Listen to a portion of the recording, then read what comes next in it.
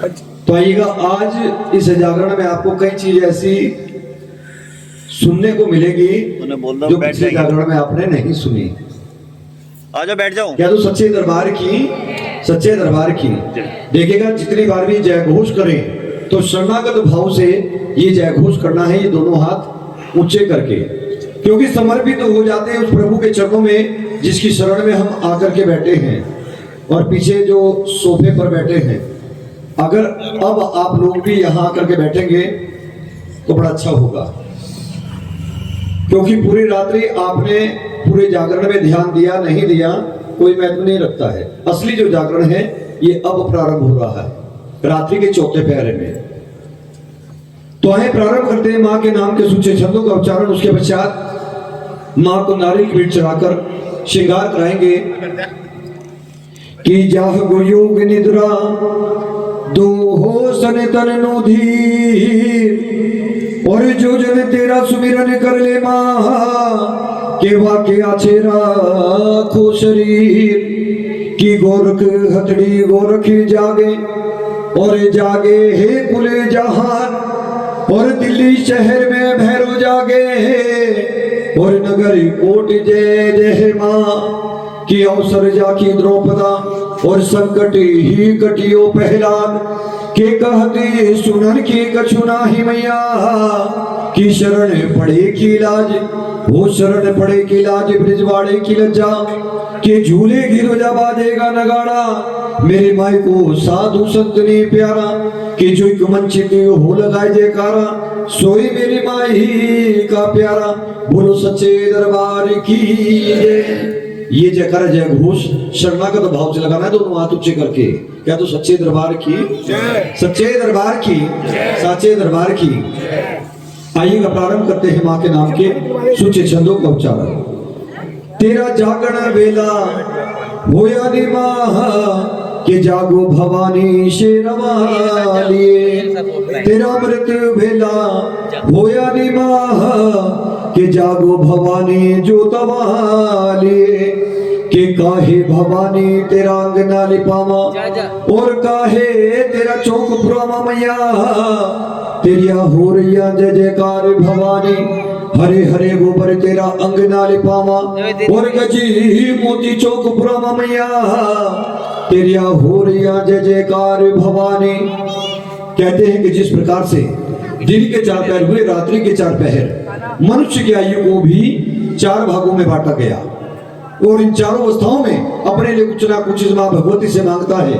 किस प्रकार कि पहले पहर जो तेरा करूं भजन माँ की, जो मेरी बुद्धि पर काशी भवानी, और जो दूसरे पहर तेरा करूं भजन माँ दी जो मोहे अन धन दान भवानी, जो तीसरे पहर तेरा करूं भजन माँ दी जो मोहे कंठ का दान भवानी, और जो चौथे पहर तेरा करूं भजन माँ कि दी जो मोहे मुक्ति का दान भवानी, आदि निहिर मुख मंडले अपका के जल पर ज्योत पर काशी भवानी, कि तेरिया हो रैया जय जयकार भवानी। कहते हैं कि जिस प्रकार से भगवान श्री कृष्ण 16 कला संपूर्ण हुए हैं, ठीक उसी प्रकार से ये माँ भगवती भी 16 कला संपूर्ण हुई है। किस प्रकार कि प्रथमे उपजे आप नारायण, और द्वितीय सावल मास भवानी, और तीसरे उपजे तीनों देवता कि चौथे सकल संसार भवानी, पांचवे उपजे 5 परायण, और छठे नारायण देव भवानी, और 7वें उपजे सप्तदीप माँ के 8वीं अष्टभुजी माते भवानी, के 9वें उपजे 9 ग्रह नाथा, और 10वें 10 अवतार भवानी, और 11वें उपजे 11 रुदनिया, के 12वें 12 मास भवानी, 13वें उपजे 13 रसायन, और 14वें भवन द्वार भवानी, और 15वीं उपजे 15 तिथियां कि 16 कला संपूर्ण भवानी। आधी आधी रात माने शेर नु सजाया के कहा चली तू आधी रात भवानी, और भगता मेलिया ने मेरा यज्ञ रचाया के वहां चली मैं आधी रात भवानी। हथ बंद बछड़े अर्जा कर दे सानू भी ले चलो नाल भवानी, आगे आगे लांगुर चल पे और पीछे भैरो वीर भवानी, कि सिंह सवार हो चली भवानी, चली पहाड़ों बीच भवानी। हो तुम मत डरियो बालक मेरे, कि मैं तेनू तारण आई भवानी। कि मैं क्यों डरिया तू माता मेरी, सुए सुए चोलिया वाली मैया। कि मैं तेरा नाम अधारा भवानी। हंसी हंसी कुछ दी मजा गया वाली, क्या मेरी भेंट ले आयो मेरो भगता। कि और चढ़ावन पान सुपारी, पुष्प पता सा 2000 नरेला रुपया। तेरे बछड़े ने मैया शीश चढ़ायो, कि पाव पलक में शीश मिलाया। जोड़ मिलाया धरना लाया, तेरिया हो रैया जय जयकार भवानी। तेरिया हो रैया जय जयकार भवानी। हो जागा भली तेरी सारी रैन जागहगे, मदिरा भली तेरी सारी रैन जागहगे। हो जोता भली तेरी सारी रैन जागहगे। अब कह तू सच्चे दरबार की जय। ये महामाई के नाम के सूचे छंदों का उच्चारण किया गया। इन्हीं छंदों के अंदर एक वर्णन, एक पंथ, एक कथा आई है। ये जो नारियल की भेंट अपनी गोद में आप सभी भक्त लेकर के बैठे हैं, सिर्फ और सिर्फ ये नारियल की भेंट माँ क्यों स्वीकार करती है, अन्य किसी वस्तु की भेंट माँ को क्यों नहीं चढ़ाई जाती है, इसका वर्णन, इसका पंथ, इसकी कथा इन छंदों के अंदर आई है। ये जागरण पंथ पंजाब से प्रारंभ हुए हैं। ये छंद थोड़े से पंजाबी में थे, लेकिन शायद जैसा कि मैं देख पा रहा हूं कि इन छंदों के माध्यम से कुछ आपको समझ आया और कुछ नहीं भी आया। क्या तो सच्चे दरबार की समझ आया? ये जो अभी पंथ कहा गया है, ये किसका पंथ था? नहीं समझ आया? क्या तो सच्चे दरबार की माता का ये बाबा नंदलाल की कथा थी जो इन छंदों के अंदर आई है कि नारियल की ही भेंट मां क्यों स्वीकार करती है। तो आइएगा, सबसे पहले आपको पंथ बताते हैं कि मां के चरणों में ये नारियल की भेंट क्यों चढ़ाई जाती है। क्योंकि जब भी कोई कार्य करें तो हमें सबसे पहले उसका पंथ मालूम होना चाहिए कि मां के दास, मां के सेवक हुए हैं नंदलाल और नंदा। जाति से कुमार मिट्टी के बर्तन बनाने का कार्य किया करते, उसी से अपना जीवन यापन भी किया करते। जब भी मां के पावन नवरात्रे आते, अपने घर से पैदल चलकर मां वैष्णो के धाम मां के दर्शन पाने जाया करते थे नंदलाल। अभी हमने महारानी के नाम के सूचे छंदों का उच्चारण किया। इन छंदों के अंदर हमने मनुष्य की आयु को 4 भागों में बांटा, उसका भी वर्णन किया। किस प्रकार कि पहले पहर जो तेरा करूं भजन मां, की जो मेरी बुद्धि प्रकाश भवानी। कहते हैं कि मां हमें संसार में जन्म दिया तो हमारी बुद्धि का प्रकाश करना, जिससे हम इस संसार के समस्त ज्ञान को ग्रहण कर सके, अच्छी से अच्छी शिक्षा को हम ग्रहण कर सके। कि दूजे पहर जो तेरा करूं भजन मां, दीजो मोहे अन धन दान भवानी। तेरिया हो रैया जय जयकार भवानी। मनुष्य की दूसरी अवस्था गृहस्थ जीवन में प्रवेश करता है। कहता है कि मां अपने परिवार का पालन पोषण करने के लिए मुझे अन्न की भी आवश्यकता होगी और धन की भी, इसलिए मुझे अन्न और धन का भी दान देना। के तीजे पहर जो तेरा करूं भजन मां, दीजो मोहे कंठ का दान भवानी। तेरिया हो रैया जय जयकार भवानी। तीसरी अवस्था, बच्चों की शादी कर दी, बच्चों के विवाह के उपरांत माता पिता अपनी जिम्मेदारियों से मुक्त हो जाते हैं, तो उनका मन और ध्यान पूजा पाठ स्नान ध्यान में लग जाता है। कहते हैं कि हे प्रभु, आपकी कृपा से हम अपनी सब जिम्मेदारियों से मुक्त हो गए हैं। अब जो जीवन का शेष समय हमारे पास बचा, तो तेरे नाम की भक्ति आराधना भी करना चाहते हैं, इसलिए हमें कंठ का भी दान देना, जिससे हम तेरे नाम का भजन कीर्तन कर सके, तेरे नाम को ध्या सके। कि चौथे पहर जो तेरा करूं भजन मां, दीजो मोहे मुक्ति का दान भवानी।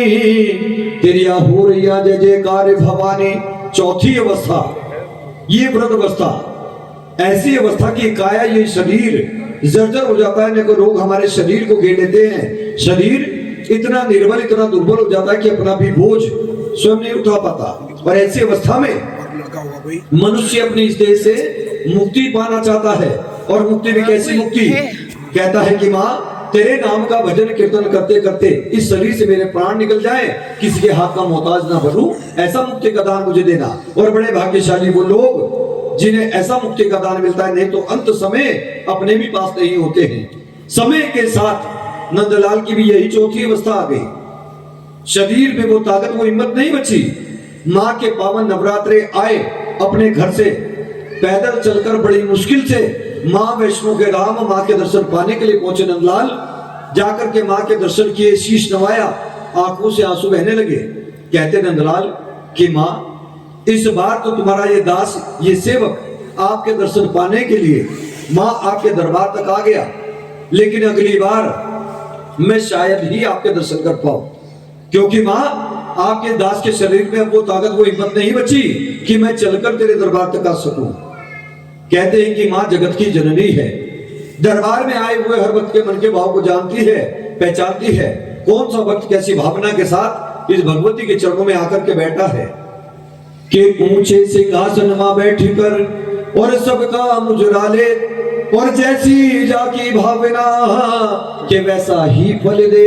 ये माँ इस रतन सिंहासन पर बैठकर दरबार में आए हुए हर भक्त के मन के भाव को जानती है, पहचानती है कि कौन सा भक्त कैसी भावना के साथ इस भगवती के दरबार में आकर के बैठा है, और उसके मन के भाव के अनुरूप ये मां उस भक्त को फल देती है।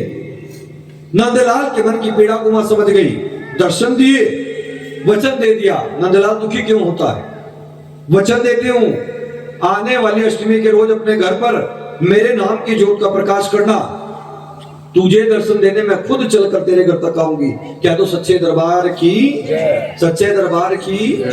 भाई पीछे से आवाज नहीं आई है। क्या तो सच्चे दरबार की, सच्चे दरबार की, सच्चे दरबार की, सच्चे दरबार की। क्योंकि आपकी इस गाड़ी को चलाने के लिए ना, इस माँ के नाम का आधार बहुत जरूरी है। माँ वैष्णो धाम की यात्रा आप में से कितने भक्तों ने की है? उस यात्रा में 14 किलोमीटर की यात्रा है।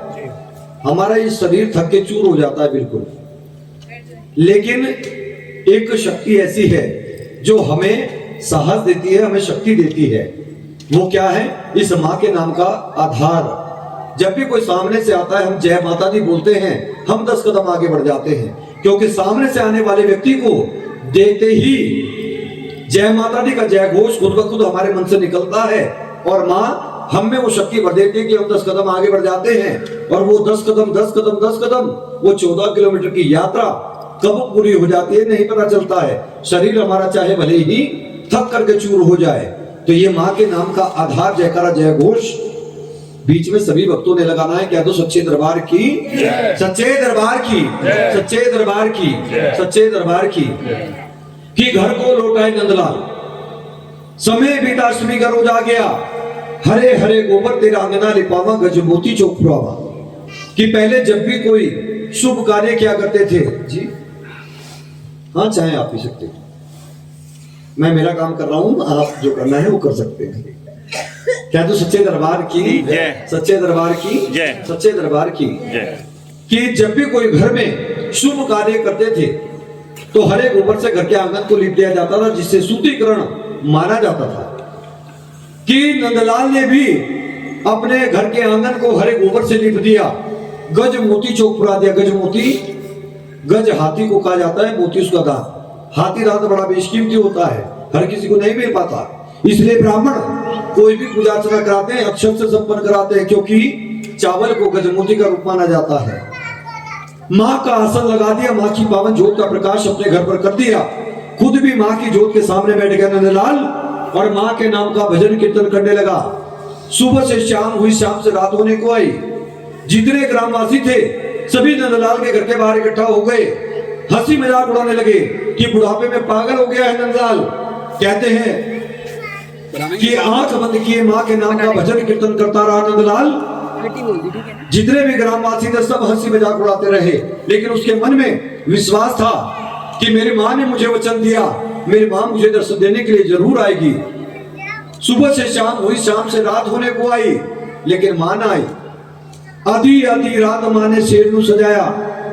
कहां चली आधी रात भवानी? माँ के सेवक, माँ के लाल। कौन है माँ के वो दुलाल? कौन है माँ के पहरेदार?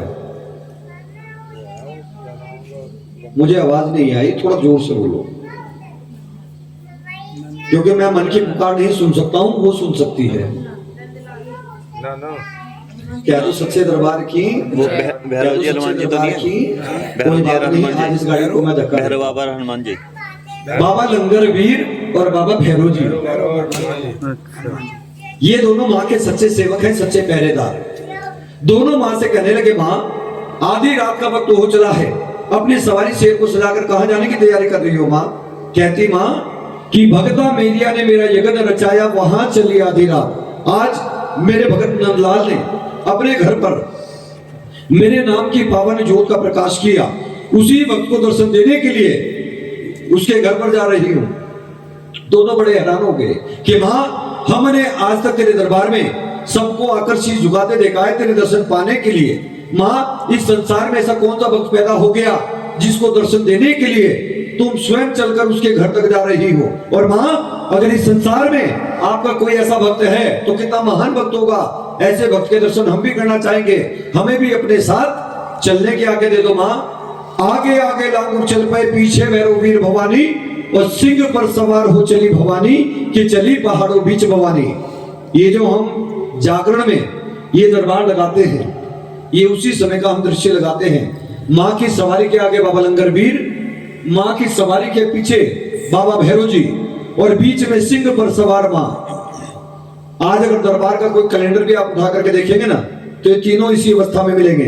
अब तो ये 5 मूर्ति 7 मूर्ति दरबार चलते हैं, लेकिन ये 3 मूर्ति ऐसी हैं जो कभी बदली नहीं जाती हैं, इसी अवस्था में लगाई जाती है। माँ की सवारी के आगे बाबा लंगरवीर और माँ की सवारी के पीछे बाबा भैरव जी, के आगे आगे लांगुर चल पे, पीछे भैरव वीर भवानी, और सिंह सवार हो चली भवानी।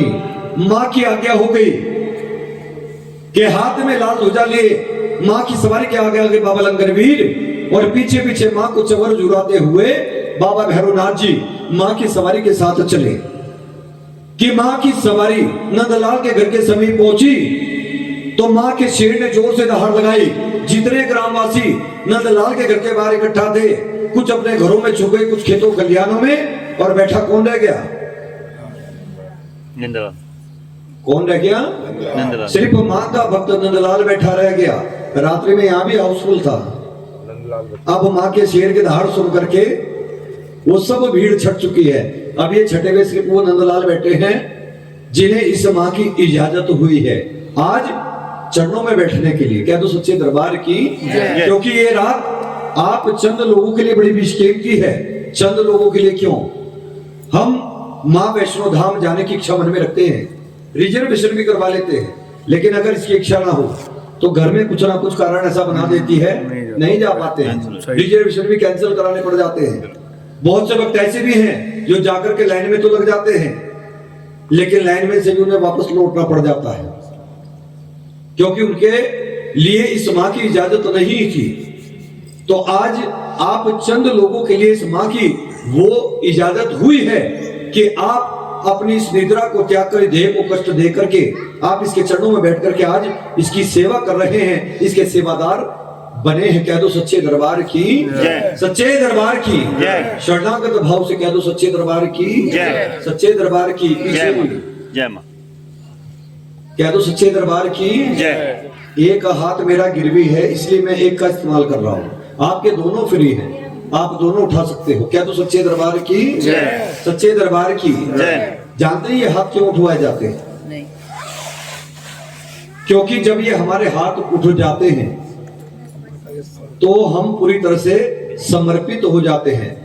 पुलिस वाले कहते हैं ना हैंड्स अप, अगर आपने हाथ उठा दिए तो आपने समर्पण कर दिया।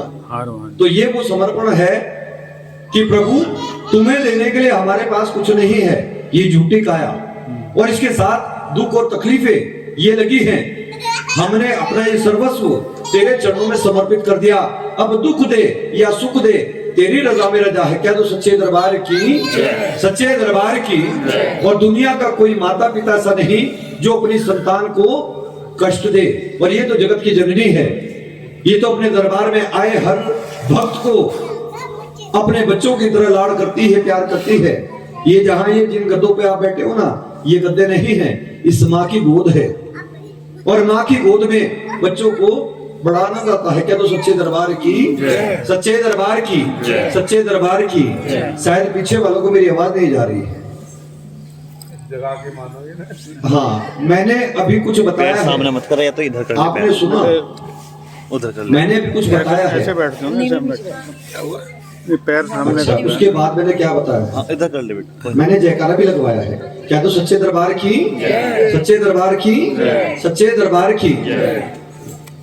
कहते हैं कि जितने ग्रामवासी थे सभी कुछ अपने घरों में छुपे, कुछ खेतों खलियानों में, और बैठा कौन रह गया? सिर्फ माँ का भक्त नंदलाल।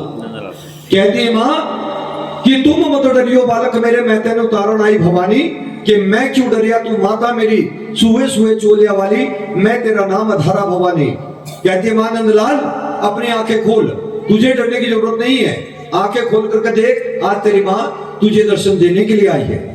कहता है नंदलाल कि माँ मैंने तो जब से संसार में जन्म लिया है तब से लेकर इस बुढ़ापे तक तेरे नाम को ध्याया है माँ, और तेरे नाम को ही अपने जीवन का आधार बनाया है। और अब मेरी ऐसी अवस्था है कि ये देह से भी कोई मोह नहीं रहा, मैं तो तेरे आने की बात देख रहा था माँ, तू आए तो तेरे चरणों में इस शरीर से प्राणों को त्याग दूं। हंस हंस कुछ दी माँ जागे वाली, क्या मेरी भेंट ले आयो मेरे भक्ता। नंदलाल ले आज मैं अपने आसन को त्याग कर तेरे घर पर आई हूँ, ला मेरे लिए क्या भेंट लेकर आया है। जब भी कोई मेहमान हमारे घर में आता है तो हम उसके लिए जलपान का प्रबंध करते हैं। माँ भी नंदलाल के घर पर गई है, कहती है कि ला मेरे लिए क्या लेकर गया है। कहता है नंदलाल कि जे जल लिया जाती सोयो जल झूठा, कि जल तो मछली ने झूठायो, और जे में फल लिया जाती सोयो फल भी झूठा, कि फल तो पक्षी ने झूठायो। जे में फूल लिया जाती सोयो फूल भी झूठा, फूल तो भंवरे ने झूठायो। और जे मैं दूध लिया जाती सोयो दूध भी झूठा, के दूध तो बछड़े ने झूठायो। माँ इस झूठे संसार में से कोई वस्तु नहीं जो मैं तुझे भेंट स्वरूप चढ़ा सकूं। कहती माँ कि नंदलाल आज तेरे घर पर आई हूं। नंदलाल समझ गया कि आज माँ परीक्षा ले रही है। दरबार से छेने उठाए, छेने से अपने शीश पर वार किया और अपना शीश भगवती के चरणों में भेंट स्वरूप चढ़ा दिया। क्या तो सच्चे दरबार की, कि पांव पलक में शीश मिलाया, जोड़ मिलाया, धरना लाया, तेरी हो रही है जय जयकार भवानी। जितना वक्त मनुष्य को पलक झपकने में लगता है उतने वक्त के भीतर नंदलाल की शीश को वापस धड़ से जोड़ दिया माँ ने, भूमि पर नहीं गिरने दिया। कहती माँ आज तेरे भक्ति भाव से बड़ी प्रसन्न हूं, मांग ले क्या मांगना चाहता है। कहता कि माँ आज दुनिया की सबसे बड़ी शक्ति सिमट कर मेरे घर में आ गई, तो मुझसे बड़ा बलशाली कौन। दुनिया की अर्धन दौलत आपके चरणों में पड़ी रहती है, तो मुझसे बड़ा धनवान कौन। लेकिन फिर भी अगर मुझे कुछ देना चाहती हो माँ तो आज एक वचन दे दो। जैसी कठिन परीक्षा आज अपने दास के, अपने सेवक के लिए, ऐसी कठिन परीक्षा अपने किसी भक्त के नहीं लोगी। कहती है माँ कि नंदलाल तुझे वचन देती हूं, आज के बाद किसी भक्त की शीश की भेंट को स्वीकार नहीं करूंगी। जो भक्त मुझे सच्चे मन, सच्ची श्रद्धा, सच्ची भावना से श्रीफल की भेंट चढ़ाएगा उसको मैं शीश के रूप में स्वीकार करूंगी। श्रीफल इस नारियल को कहा जाता है, इसकी जटाएं बालों के रूप में मानी जाती हैं। इन जटाओं को हटाकर देखेंगे अंदर से ये निकलेगा नारियल, जिस पर दो आंख और एक मुंह बना आपको नजर आएगा। मनुष्य के नारियल को अगर तोड़े तो रक्त निकलता है, इसके अंदर के पानी को रक्त का रूप मानते हैं। ऊपर से हम कलावा या चुन्नी जो इसके ऊपर लगाते हैं वस्त्रों के रूप में मानी जाती है। संपूर्ण रूप से हमारे शीश की भेंट बन जाती है, जिसे श्रीफल कहा जाता है। आप और हमारी भाषा में इसे नारियल की भेंट कहते हैं। कि तभी से माँ वैष्णवी हो गई। आज वो कटे हुए शीश, कटी जिव्या क्यों नहीं जुड़ सकती है, क्योंकि माँ वचनबद्ध हो गई है। आज अगर काली के मंदिर में भी आप जाकर के देखेंगे तो इसी नारियल की भेंट चढ़ती है। अपने स्वाद के लिए चाहे आप कुछ भी चढ़ा दो। क्या तो सच्चे दरबार की, सच्चे दरबार की। तो आइएगा, सबसे पहले माँ को जो आपकी एक सामूहिक नारियल की भेंट है वो चढ़ाएंगे, श्रृंगार कराएंगे। उसके पश्चात जिन भक्तों के पास नारियल की भेंट है वो माँ को नारियल की भेंट चढ़ाएंगे। जिनके पास नारियल की भेंट नहीं है वो लोग का जोड़ा पुष्प एक दक्षिणा लगाकर माँ को नारियल की भेंट स्वरूप चढ़ा सकते हैं। तो आए सबसे पहले जो आपकी एक मुख्य भेंट है नारियल की, माँ को चढ़ाते हैं।